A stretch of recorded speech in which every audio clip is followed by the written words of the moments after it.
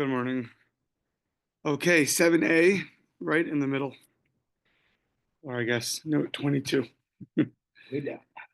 for Gary Laroff's system. Yeah. So we are in the middle of trying to figure out a source that this korban olav yored is brought for somebody who is either forgot he was impure and ate something that he wasn't supposed to, or walked into the Beis Hamikdash, and we're in the middle of trying to figure that out. So he says, so we said Rava made a statement, Shalosh Krisos B'Shamim Lama. Just come back for a second, a few lines up. So it says Krisos by Shlamim 3 times. One, to tell you the general rule that if you eat something when you're not supposed to, you get punished. The Echad Leprat, and one's telling you specifically by the peace offerings. There's something unique by the peace offerings, and the third one is left vague. And the third one is left. What is the third one referring to? Good morning, Jared. The Omer Tumas Kodesh. That must be teaching you that if you are eating something when you're in a state of impurity, that you will get punished for. Says the Gemara, well, we know that already. From earlier, we had an earlier source that taught us that I can't eat things that are impure. Says the Gemara, you're right. So we use one of the ways that we derive rules is that if you have a law that's included by a verse, but that same law is already learned out from somewhere else, so we say then it must be that if this law is not referring to this, it's referring to something similar to it. So since we already know the law that you can't eat things that are holy if you're in a state of impurity, this third time that it says kares by eating something which is in a state of impurity, it's not referring to that. So in Eino Inyan L'Tumas Kodesh, Dinafkale Mid which we learned out earlier on the very top of the Amud from Rebbe. Tineu Inyan L'Tumas Mikdash. That's going to come and teach you that that if you walk into the Beis Hamikdash and then realize you're impure, that you will bring a korban for that. That's also included in the this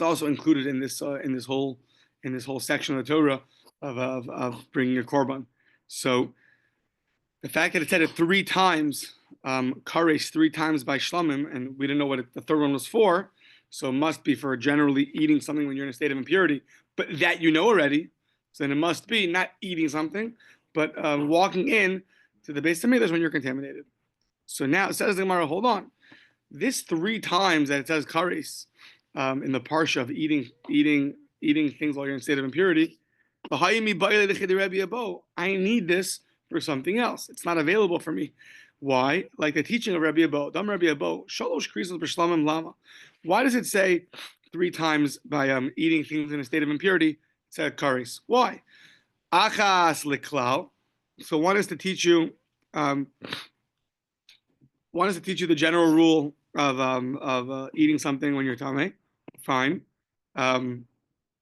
You can't eat the holy sacrifices. The achas leprat, and one is to teach you something specific. It comes to teach you about the shlamim. It's the Torah specifies it. So it's hard without the psukim on the side, but one tells you a general, you can't eat things in your state of impurity. Then one is a specific about the peace offerings. Fine. The achas ledvarim she'ein ne'achalin. The third one is not stam, and we don't know what it is. It's referring, according to Rabbi Abo, to eating things that aren't generally eaten. Like, for instance, the ketores, the incense offering. Let's say you would eat that when you're in a state of impurity. No. So those are things that are not generally eaten. So you'd have thought maybe they'll break the rules. No, the third time is an added novelty that even the things that aren't generally eaten, you're still going to be punished for. So therefore, we don't have the third one available to teach you that if you go into the Beis Hamikdash in a state of impurity, you'll be liable. So says the Gemara, well, hold on. According to Rabbi Shimon the Amar, Rabbi Shimon argues and says things that are not eaten, you're not liable kares for eating them in a state of impurity. So ein chayav alein kares. Why? Mishum tuma. If you eat them in a state of impurity. So according to him, it's lasuye. It comes to include. So maybe according to him, what do you do with him? What does that third verse teach you? It comes to include la'asuye chatos hapinimios. So we know that there is two altars, the inner altar and the outer altar. The inner altar is a very few sacrifices that are brought, and the outer altar you bring many, many more. So you would have thought that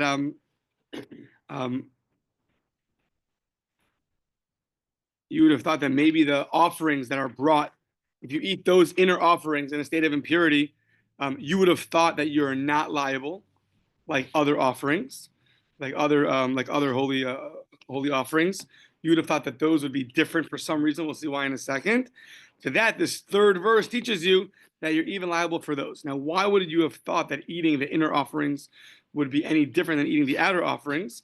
So that's because the Sakadaita Chamina Hol Amar Reb Shimon. Reb Shimon says, Kol she'eno karev al mizbeach hachitzon, any offering which is not an outer altar offering, ki shlomim, like a shlomim offering is, that's brought on the outer altar, ein chayav alav mishum pigul. We know pigul is, we'll see more about this hopefully like October time, but pigul is something which is, if you have the wrong intention, you have in mind you're going to slaughter this animal to eat it in 3 days from now, but you can't only eat it tomorrow, or you have in mind that that you're going to eat it, you're gonna go and eat it outside the area that you're allowed to eat it. So that thought, if you have an invalid thought, it actually ruins the korban. But Rabbi Shimon holds that's only true where it's stated in the Torah, and it's only stated in the Torah by the korban shlomim, and the korban shlomim are only in the outer altar. So you see already a difference between outer altar and inner altar offerings. So maybe you'd have thought mishum tumanamilo, maybe if you would eat them when you're in a state of impurity, they would have different rules. As we found another area where there's a different rule, Kamash Malan, this third verse teaches you that you're obligated for eating the inner offerings in a state of impurity. So we don't have that third verse available. So we're back stuck. How do you know that if you walk into the base of Mikdash and you realize you're impure, that that you're going to bring a korban olav yored? So you knew in the morning that that area of the base of Mikdash is one you can't walk into. You had a total lapse and you walked in, realized you were impure, ran out, and then someone told you, and then now you're obligated to bring a korban ola v'yored. So what's the source for that? We're trying to find a source for that case. So maybe we'll find that Ela Amar Nahardai Mishmei de Rava. Nahardai will tell you the name of Rava. Shalosh Tumos b'Shlamim. It says Tumah 3 times by the parsha of Shlamim of the peace offerings. Lama. So achas lekla. I want to teach you the general rule that eating something in a state of tumah, in a state of impurity, you're going to be liable. Achas leprat. One to teach something unique about the peace offering. And what's the third one? V'achas letumak v'vator stam. It says it's stam. We don't know what it goes for. Be'enei yodea mahi. So you'll say, well, it's talking about eating things in a state of impurity. So to here, it'll be warning you that you cannot eat things in a state of impurity. Says the Gemara, but that we knew already from earlier. So if it's not teaching you that, it must be teaching you something which is similar to it. Being Einu Inyan L'Tumas Kodesh, it's not telling you about Tumas Kodesh, about eating the actual food when you were in a state of impurity. Dinafkla Mid Rebbe, that Rebbe already taught us. That you can't eat things in a state of impurity. So, Tineu Inyan, it must be that third verse is teaching you L'Tumas Mikdash. If you walk into the base of Mikdash in a state of impurity, then in that certain situation, you'll be liable for a korban olav yored. So says the Gemara, that's not going to work either. Why? You need that third verse. Why? Just like Rabbi Abo told you that you get kares, that it says kares 3 times. So kasav nami tuma, it says tuma 3 times. Lo sagila belav hachi. So Rabbi Abo earlier told us that that it says kares 3 times by eating the sacrificial offerings in a state of impurity. So it says there kares 3 times, and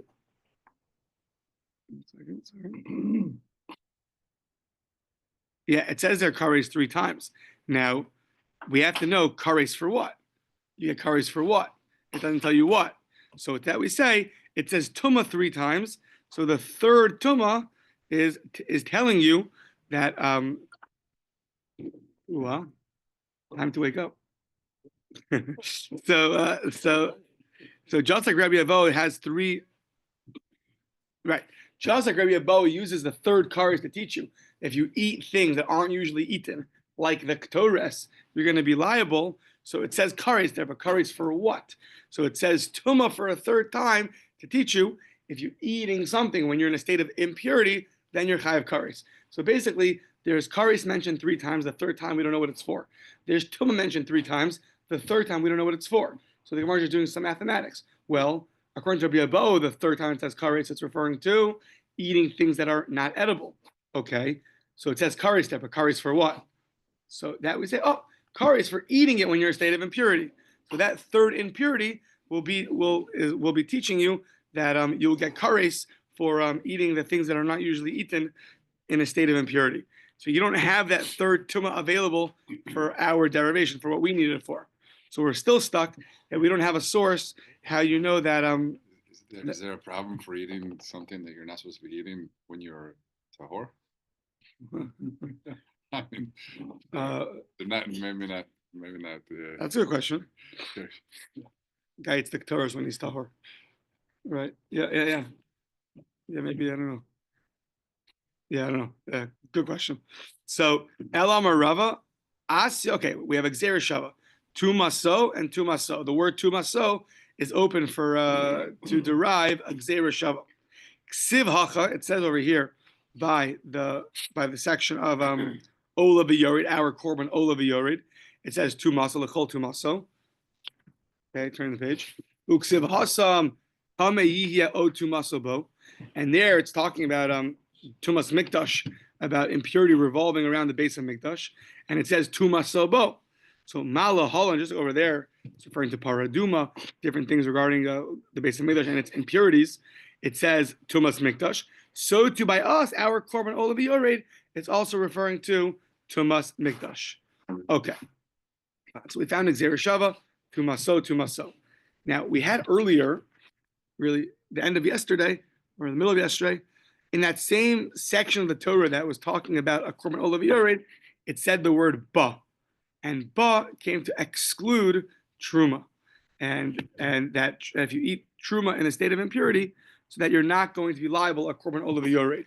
So now the Gemara says, once I learned there's Gzeira Shava, so then once I learned the Gzeira Shava, what do I need ba for? So Rashi explains, because this Gzeira Shava is only talking about things that have with them a kares obligation.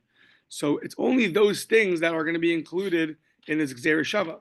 Eating truma will get you death, misa b'dei shemayim, death from heaven, but it's not going to get you kares. So you should have no necessity anymore of the word ba to come to exclude truma. It's already, it would never be included according to our current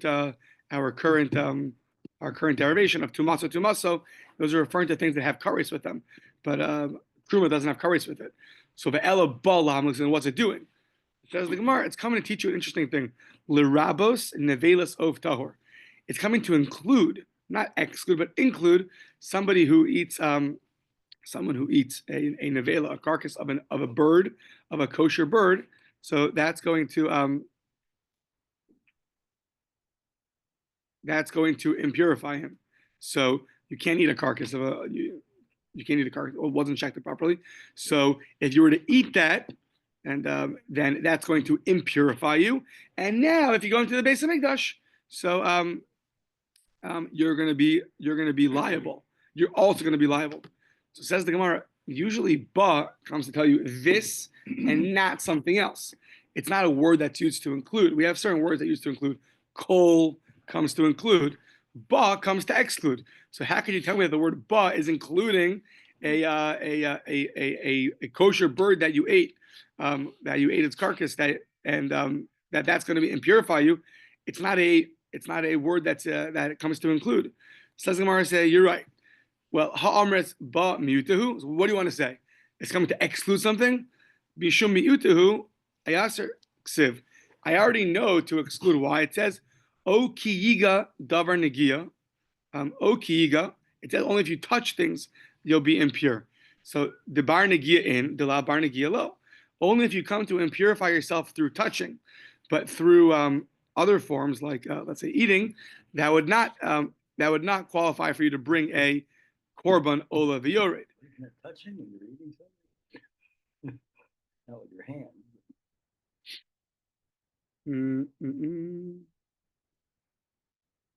No, because like this, the bird, it only impurifies you in your throat.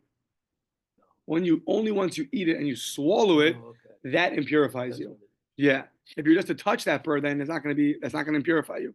But once it's in your base hablia, somewhere between the initial swallowing and the tummy.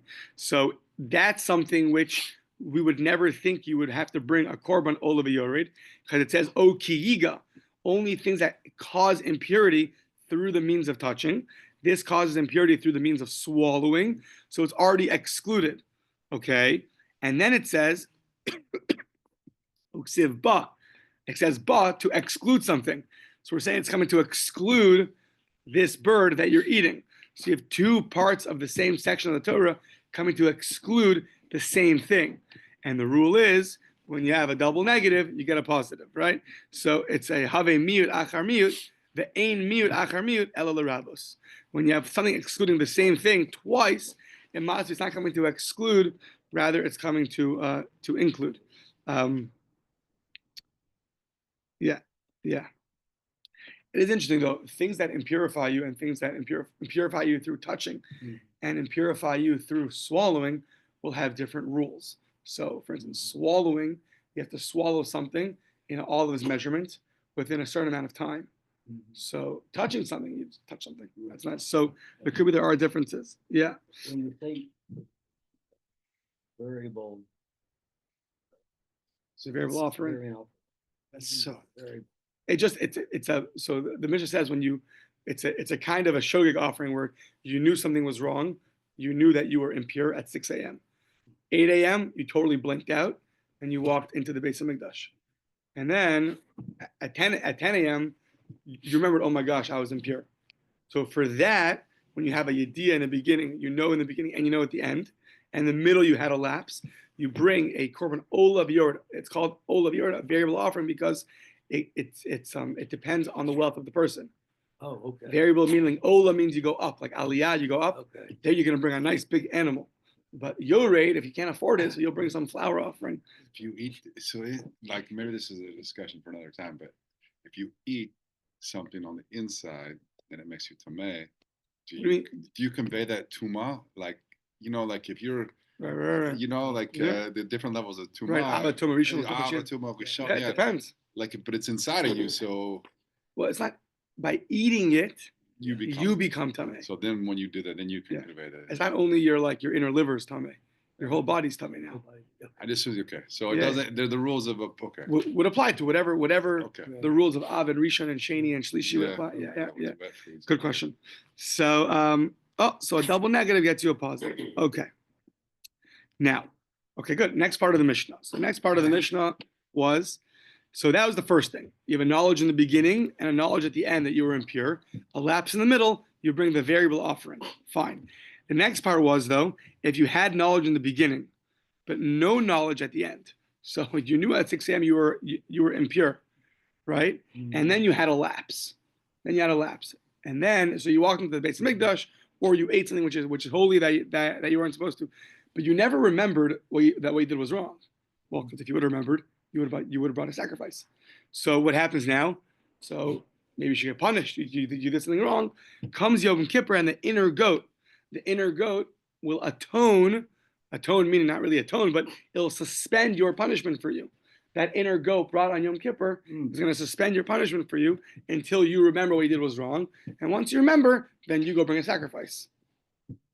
So If you never remember. if you don't remember, then your at least your punishment will be suspended. Yeah. Hopefully remember. So keep track of your impurity stages. Yeah. So you have to log it on your log. Yeah. So Taner Rabbanan, and of course this week's parsha. Yeah. Taner Rabbanan v'chiper ala kodesh mitumas b'nei Yisrael. So you're going to be atoned for kodesh, something to do with holy things, from being impure. Mitumas b'nei Yisrael. Okay. So yesh li be'inyan zeh lahavi shalosh tumas. Okay. So you're getting atoned for something regarding tumah. It doesn't specify It doesn't specify what the tumah is. Some kind of tumah. Okay. So says the Gemara, well, I have 3 tumahs, that 3 impurities, which I can include for you if you want. Tumas avodah zara, tumas gili arayos, tumas shrichas damim. What do you know? The big three that you're liable to give your life for and not violate, they all say tumah in regards to them. So maybe if you do one of those things, that also causes impurity, and therefore that's what the base of mikdash, that's what this offering comes to suspend your punishment for. These 3 things. How do I know it's talking about eating something which is holy or walking to the base of mikdash when I'm in a state of impurity? Maybe it's referring to these 3. Now, where do I know that these 3 cause us impurity? So Bavodah Zara hu omer leman timeas mikdashi. So you come and you're impurifying my my base of mikdash.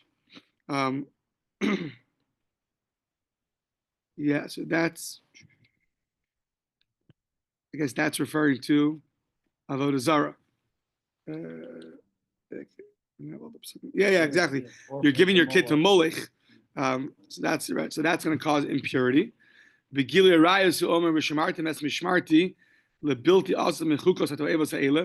should guard my statutes for not doing these things. And then the verse ends by saying, "Velo titamu bahem."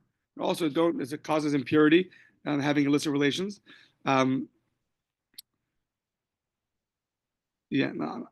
just thinking now of Jared's question.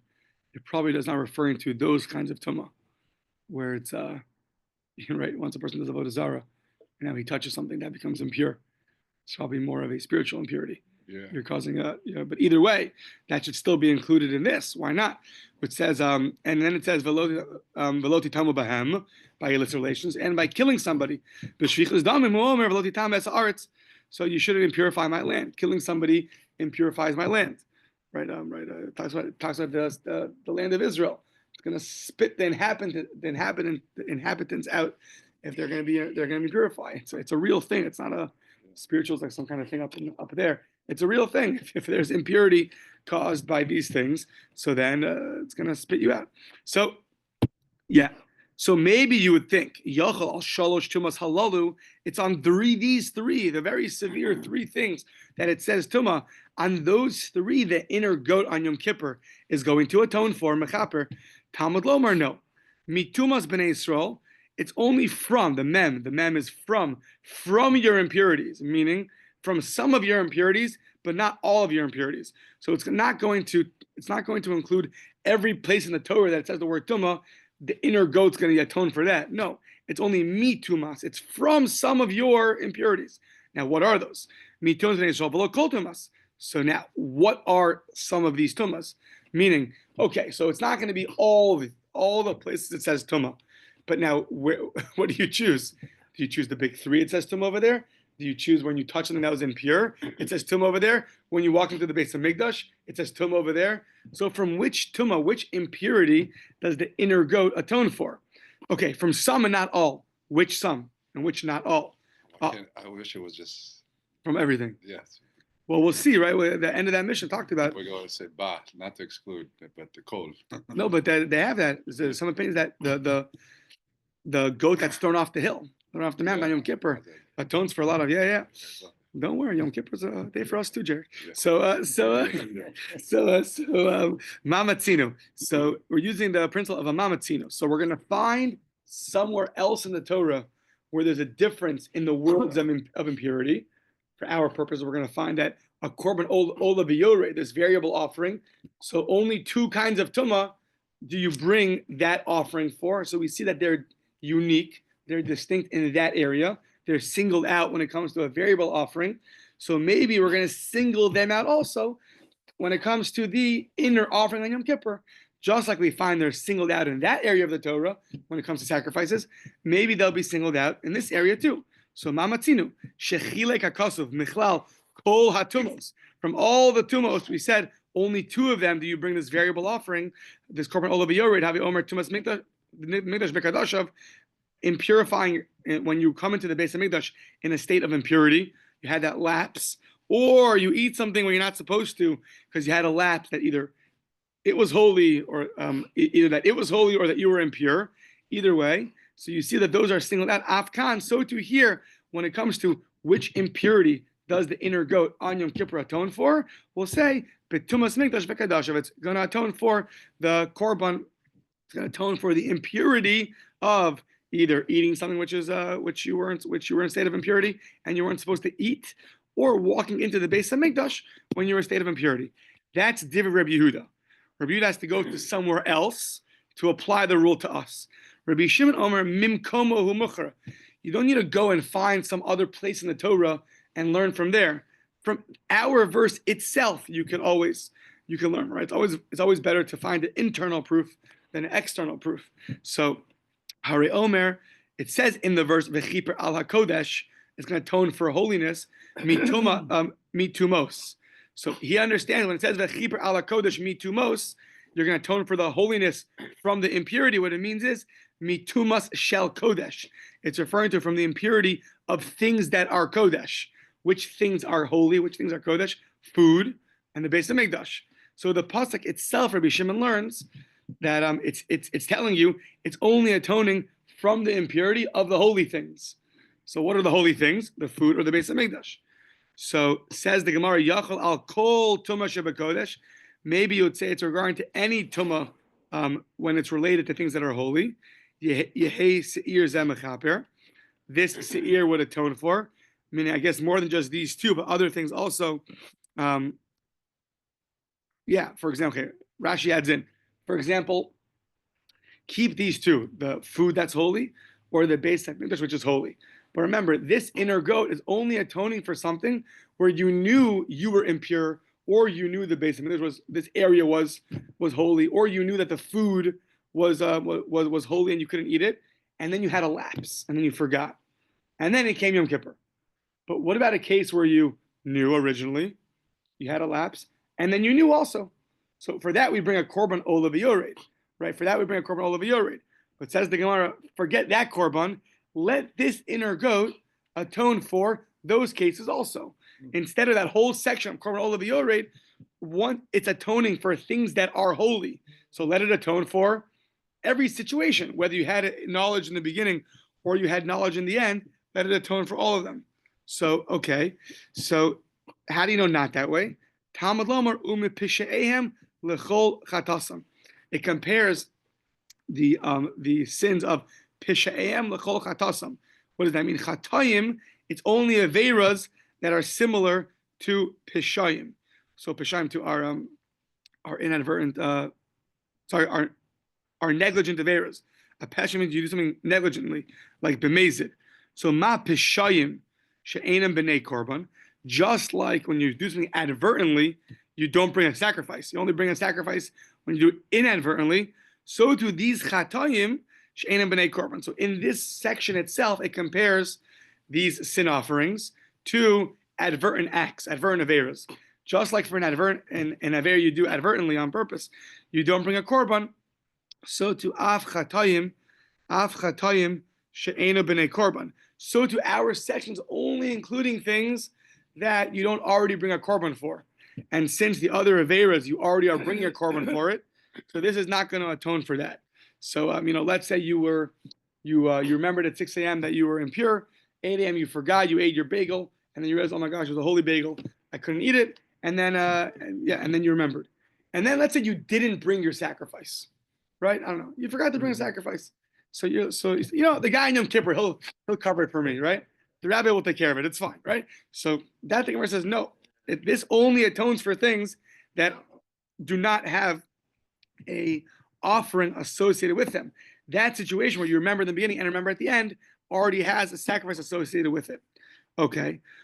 So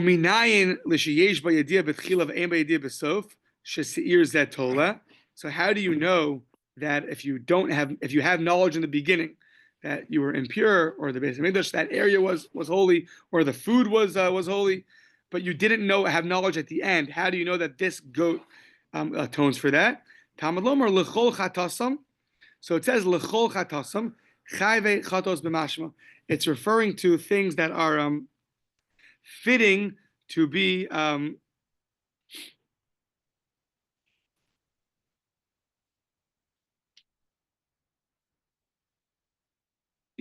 things that are fitting to become chatas offerings. So a chatas offering are only is it's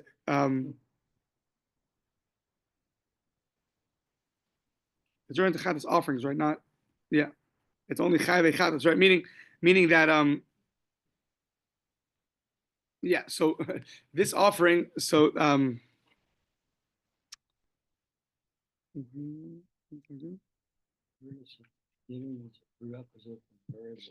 So this is where right. So this is only coming to tell you something which could be, which could come to another offering. So since you had knowledge in the beginning, you just didn't have a knowledge at the end. If you would have had a knowledge at the end, you would have to bring a korban olav yored. But that's coming to exclude a case where you had no knowledge in the beginning, and yes, knowledge at the end. Because if you had no knowledge in the beginning, let's say you had no idea you were impure at all, and then you go and you eat something which you're not supposed to, and then you find out it was wrong, so that you're not going to bring a variable offering for. It's only something that had knowledge in the beginning and knowledge at the end. So this case is had knowledge in the beginning, it just didn't have knowledge at the end. So since it has potential to become like the other chatas offering, if you were to have knowledge at the end, so therefore that's going to come to exclude an offering that you would exclude the case that you did not have knowledge in the beginning. So once again, you have knowledge in the beginning, knowledge at the end. For that, you bring a variable offering. And this is coming to exclude that case. On the flip side, if you had no knowledge in the beginning and yes, knowledge at the end, it's also coming to exclude that case. It's only referring to a case where you had knowledge in the beginning, but you did not have knowledge at the end. And then comes Yom Kippur, so that's going to suspend your punishment for Yeah. Amar Mar. Back to this idea that we had these the three big averas, that it says Tumah by them. And we had that thought that, maybe it's coming to include these three, to which we had to prove to you that it's not included. Okay, but why would you have thought they'd be included? Amar Mar. It says the word impurity by those three averas. So you would have thought that they should be included in this offering. And then we tell you that it's not true. So it says, well, what's the case? So what's the case of doing avodah zarah, and you'd have to bring this offering? If you do it advertently, so then bar katalahu, then we kill you. Shogeg, if you do it inadvertently, so then bar korbanhu, then you bring a sacrifice. So what's the case where you'd have to wait till Yom Kippur to suspend your punishment? If it's on purpose, so then we kill you. If it's by accident, if it's inadvertently, you bring a sacrifice. So we say b'meizid v'lo asrei, b'shogeg v'lo isyad alei. Either it's a case of advertently, but they never gave you warning. They never warned you that we can't kill you. Or it's b'shogeg, you did it inadvertently, but yet you never learned about it. It was never aware to you that what you did was wrong. So that's where you would have thought. We say not that way, but you would have thought there at least was a thought that should be included. Same thing on the next page. Gili arayis nami. What's the case? Hechidami of illicit relations. So you have to know why it does this for each one of these three, and not just do it once for all of them. It's interesting. Like, what's the case? Ibamezid. If you do it advertently, we kill you. Bar katalu. Ibashogi. You do it inadvertently, you bring a sacrifice. Bar korbanhu. What's the case you would have thought would be included? To which we have to teach you not that way. But mezid v'lo asher b'shogi v'lo yisad. Same thing as before. When you did something advertently with no witnesses, where they didn't warn you, so we can't kill you. So you would have thought that this sacrifice on Yom Kippur, the inner goat, would suspend your punishment.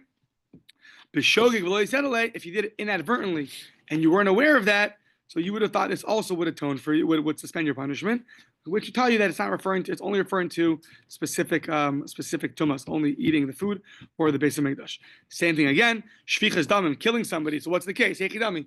Ibn Mazid, who, if you did it on purpose, Barkatalahu. So therefore you wanted to this, then we're gonna kill you. Ibn Shogeg Bargol. So if it's talking to someone who did something inadvertently, he killed someone inadvertently, well then you go to the Ir Miklat. You go to the city of refuge.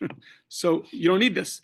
So the Mazid Velo Asher, you did it advertently, but you were never warned, so we can't kill you. Or Bishogeg Velo Isyadle, or you did it inadvertently and you're unaware of it. Or Inami Bahanat La Benegolasanu.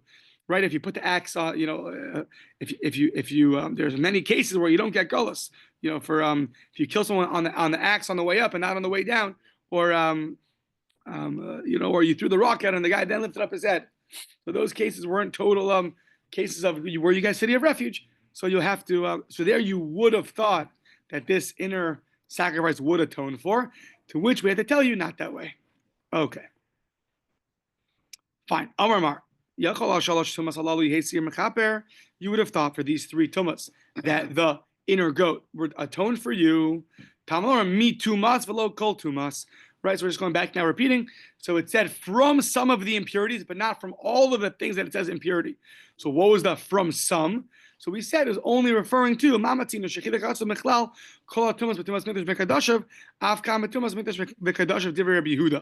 So we found that in one place in the Torah, by the variable offering, we singled out 2 things that it says impurity by them: eating something when you're in a state of impurity, or walking to the temple when you're in a state of impurity. So just like those 2 were singled out, so too over here, we're also going to say that they're also singled out to tell you that the inner offering on Yom Kippur will atone for them. And now we're going to ask for the rest of the page is we found other areas of the Torah that are also singled out. So in other areas. So once you found that those are singled out, maybe they should be included over here also. And we have to explain why not. So what are those examples? So Ma'ichi, the Maisi Bo'ol Yored. So what was the difference? By the Korban Olav Yored. So Ema Avodah Zarah. Idol worship itself also has something which is unique. Umay Chilek, the Maisi Seira Velo Kispa.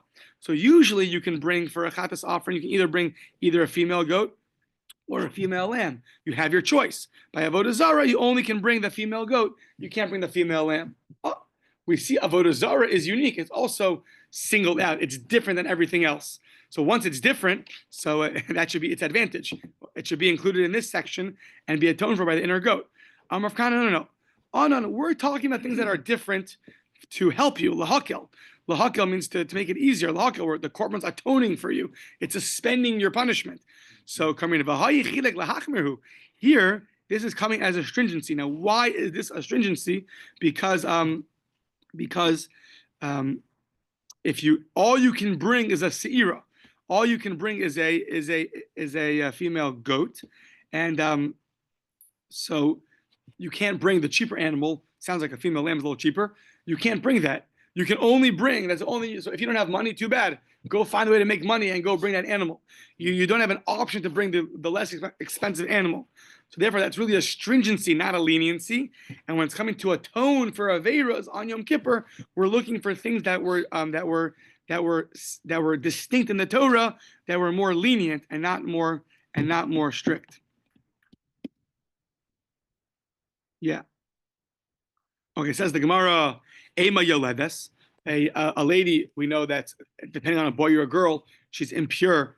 She's impure for 40 or 80 days, and then she brings a korban. So Ema Yoledes the chilek the maisi olav yored. As opposed to everybody else who's impure, she actually brings a variable offering, as opposed to bringing the regular chatas offering.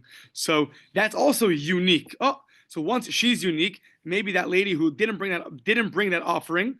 Rashi explains that let's say she's in a state of impurity. She never brought her offering. Once Yom Kippur passed, let that he-goat atone for her, and now she can go and eat kachim. She can go eat the holy foods now because she became pure through Yom Kippur. Let's say she didn't bring her offering. She didn't bring her requisite offering. She forgot. It was a hard pregnancy. I don't know. And then afterwards, Yom Kippur came. So let the inner goat on Yom Kippur atone for her, and now she'll be allowed to go and eat the food that she's only allowed to eat in a state of purity. You're supposed to bring the sheep. For Yoledes? For the lady who gave birth? Yeah. She brings a variable offering. That one brings a she-goat to atone. That's for Avodah Zarah. Oh, okay. For Avodah Zarah, that was right. Yeah, the next case was a Yoledes. Sorry, Okay. we're a little fast because the time. Yeah. Okay. So yeah, Amar of Oshia. So why not? Why is a lady who gave birth? Why is she not included in our section of inner goat atoning for you on Yom Kippur? Amar of Oshia. No. It says lechol chatasam, velo lechol tumasam. It's referring to things you did wrong, aveiros. So she didn't do an Aveira. She was just impure because of the child that was born. So we're referring to things that are Aveiras. So, okay, this is okay, everyone relax. Well, the Rishim ben Yochai, the Amar Yoledas Nami Chotasi, Michael Lamer. Rabbi Shimon ben Yochai says the offering that she brings is a sin offering. What did she do wrong? The Gemara tells us that because of the pain of labor, of the pain of childbirth, she swears to never be with her husband again. Right, and then after that whole period of time is over, she comes back to herself and realizes that she didn't really mean that. So for that swear, she's going to bring an offering. That's why she brings a chatas offering. Okay, yeah, that was today's entertainment. Yeah, so he says it is a sin offering. Well, if it's a sin offering, then it should be included in our Yom Kippur offering. He says no, it's Rabbi Shimon. Rabbi Shimon didn't have to look externally to teach you that the offering on Yom Kippur atones for impurities of the food or the Beis Hamikdash. This whole thing got started because we don't know what it's referring to. Let's go find another precedent in the Torah that's unique and say this also. But Rabbi Shimon himself learned it from the verse itself. He didn't have to go outside somewhere and find another area of the Torah that's unique and then apply it to us. He learned from the actual verse itself that it's referring to the tumah that you ate, or when you walk into the Beis Hamikdash.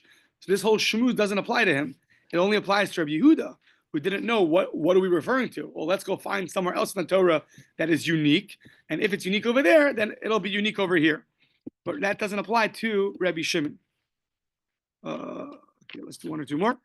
And Jews will have to forgive us, at least on Yom Kippur, we'll bring an offering. So, Ema Mitzora, maybe a Mitzora. So, a Mitzora,